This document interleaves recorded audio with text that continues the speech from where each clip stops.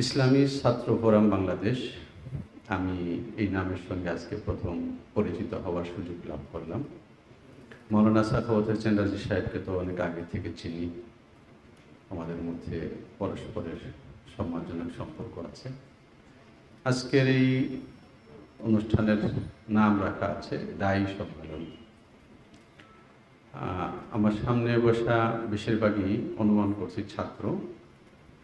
আমরা একটা ভীষণ রকমের বিপদের মধ্যে আছি, সেটা হলো হযরত মুহাম্মদুর রাসূলুল্লাহ সাল্লাল্লাহু আলাইহি ওয়াসাল্লাম যে দিন নিয়ে এসেছেন, সেই দিনের মূল টার্গেটটা যেটা ছিল সেটা হলো সমাজকে, সময়কে ভেঙে ওয়াহির মোতাবিক ঢেলে সাজানো। যারা ছাত্র তারা কি আমার কথা বুঝতে পারছো? হ্যাঁ,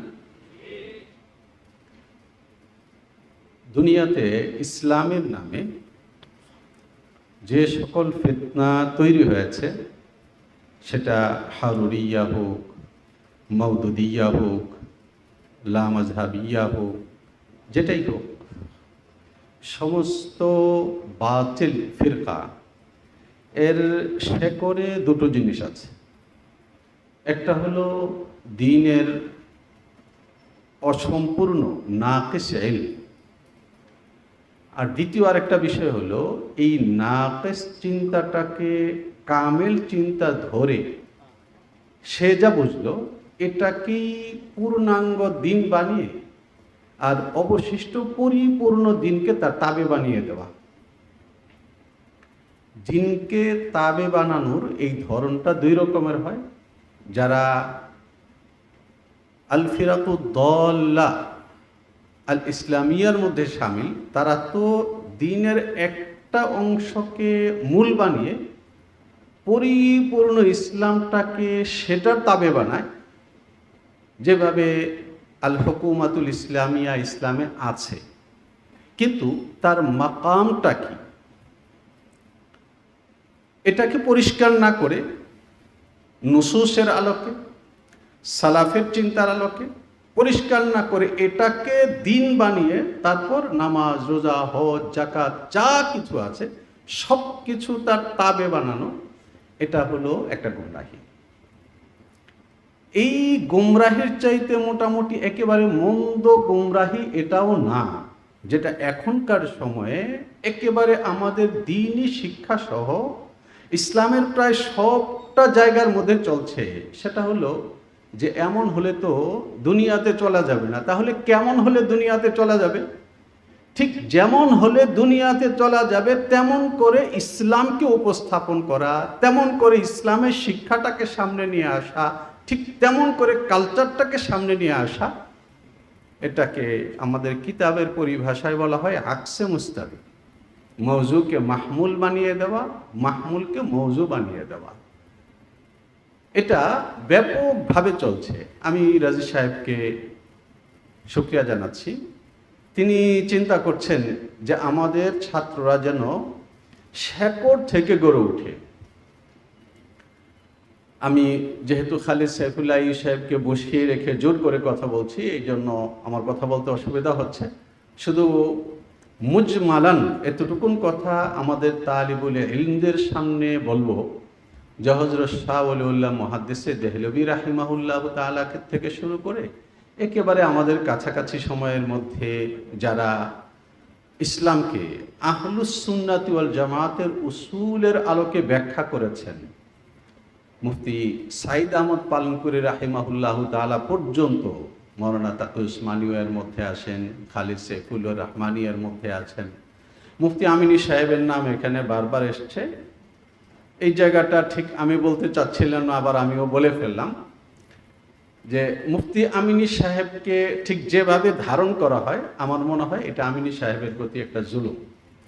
আমিনী সাহেবকে আমাদের তরুণরা এইভাবে ধারণ করতে পছন্দ করেন যে উনি একটা জোরে আওয়াজ দিতেন, আমি যদি ঠিক ওই টাইপের একটা আওয়াজ দিতে পারি তাহলে আমার এলাকার কমপক্ষে মুফতি আমিনী, আর ওই আওয়াজটাই যদি আমি পল্টনে দিতে পারি তাহলে রাষ্ট্রীয় মুফতি আমিনী। কিন্তু মুফতি আমিনী সাহেব তো এশা পরে ঘরের বাতির সমস্যা হয়েছে, তো বারান্দায় গিয়ে দাঁড়িয়েছেন। হাফিজ হুজুর রাহিমাহুল্লাহ তাআলা দেখে গেছেন যাওয়ার সময়। আবার যখন ফজরের সময় যাচ্ছেন তখনও দেখছেন কিতাব হাতে বারান্দায় ওইভাবেই দাঁড়ানো। তো জিজ্ঞেস করেছেন যে ফজলুল হক, তুমি ঘুমাও নেই? তো উনি বলেছেন যে হুজুর এই তো নামাজ হলো, মানে এশা হলো, ঘুমাবো। অর্থাৎ ফজরের যে আজান হয়েছে এটা এক দাঁড়ানোতে তিনি কিতাব পড়তে পড়তে কাটিয়েছেন। আকাবিরকা তরিকে মুতালা আমিনী সাহেবকে ভালোবাসে আমাদের পড়া নাই। মুফতি আমিনী সাহেবের লেকচার সমগ্র বেরিয়েছে, সেখানেও দেখেছি যারা সংকলন করেছেন তারা শুধু আমিনী সাহেবকে ভালোবেসে তার সঙ্গে থেকেছেন, কিন্তু আমিনী সাহেবের জিন্দিগিকে অনুসরণ করেননি। মুফতি আমিনী সাহেব রাহিমাহুল্লাহ তাআলা, হেদায়েতুল্লাহ সাহেব রাহিমাহুল্লাহ তাআলা লালবাগ থেকে যাওয়ার পরে সবার আগে ওই ঘরটাকে তিনি কেন পছন্দ করলেন, সেখানে তিনি কেন পৌঁছে গেলেন? মুহাদ্দিস সাহেব রাহিমাহুল্লাহ তাআলার ইলমের গ্রাণ নেওয়ার জন্য। এই জায়গাগুলো যতক্ষণ পর্যন্ত আমরা ধরতে না পারবো ততদিন পর্যন্ত আমাদের নেতৃত্বের জায়গা শূন্য থেকে শূন্যতর হতে থাকবে। এবং যেটা আমরা আফসোস করি যে আমাদেরকে অন্যরা মাঠে ব্যবহার করে চলে যায়। আমি যখন কাউকে ব্যবহার করতে পারবো না তখন অটোমেটিক তো আমাকেই ব্যবহার করা হবে। আবার ব্যবহার করতে পারার জন্য এই সময় আমাকে একেবারে হুজ্জাতুল্লাহিল বালেগা থেকে শুরু করে, আমরা তরজমায়ে কোরআন পড়ি, হযরত থানভী রাহিমাহুল্লাহ তাআলার হাসিয়াটা আসাতিজায়ে কেরাম বলেন, কিন্তু আমরা জীবনে উল্টে দেখি না। আমাদের সামনে যখন সারা পৃথিবীর জ্ঞান বিজ্ঞানের আলোচনা হয় তখন ঠিক আমাদের লোকেরা ইসলামের মৌলিক জায়গাগুলোতে কিভাবে কাজ করেছেন এবং আজকের যুগে ইসলামকে তাতবীকের জন্য, ইসলামকে সমাজ রাষ্ট্র সবটা জায়গাতে কিভাবে যথাযথভাবে সেট করা যায়, সালাফের চিন্তার আলোকে তারা যে পদ্ধতিগুলো দেখিয়েছেন সেগুলো আমরা পড়ি না। যদি না পড়ি তাহলে তো আমাদের পাটাতন মজবুত হবে না, আমি শক্তিশালী জায়গায় দাঁড়াতে পারবো না। রাজি সাহেব যেটা চাচ্ছেন আমরা যেন পাঠমুখী হই, আমরা যেন নির্মাণমুখী হই।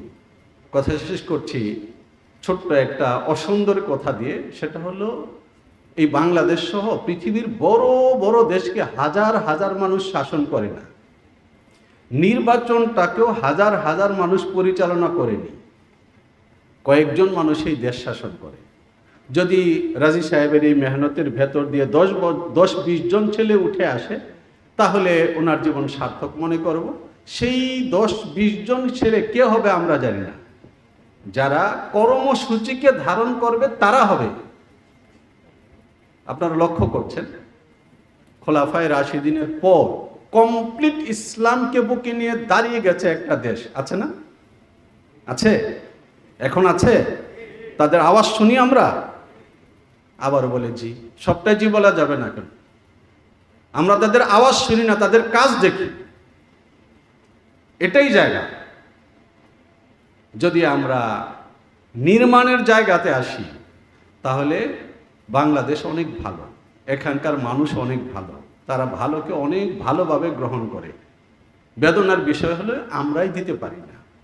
জমানা বরে গৌর সে শুন রাহা থা মগর তুম হি সো গয়ে দাস্তা कहते कहते। আমাদের অবস্থা হলো এটা। আমি জানি না আমার কথার দ্বারা কারো কষ্ট হলো কিনা, দুঃখিত। আসসালামু আলাইকুম।